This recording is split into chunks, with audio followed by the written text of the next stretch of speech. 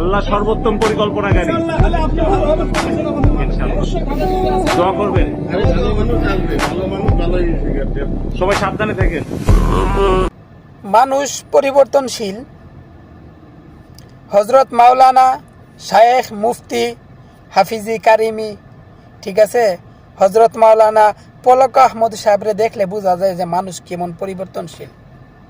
শয়তানের খালাতো বোন মাননীয় শেখ হাসিনা যখন অর্ডার দিয়েছিল জুলাইয়ের গণ অভ্যুত্থানে পুরা বিশ্ব থেকে বাংলাদেশকে নিরবিচ্ছিন্ন করেছিল, ইন্টারনেট সংযোগ বন্ধ করে এই পলক আহমদ, যাতে বাংলাদেশে হত্যা চলাকালীন কোনো রকমের ভিডিও যেন সোশ্যাল মিডিয়া ভাইরাল না হয়। কিন্তু দেখেন ভাগ্যর কি নির্মম পরিহাস, এখন জেলের মধ্যে পচে গলে মরতেছে এই পলক আহমেদ।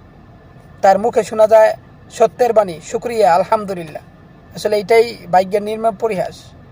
মানুষ পরিবর্তনশীল, এটা মানতে হবে।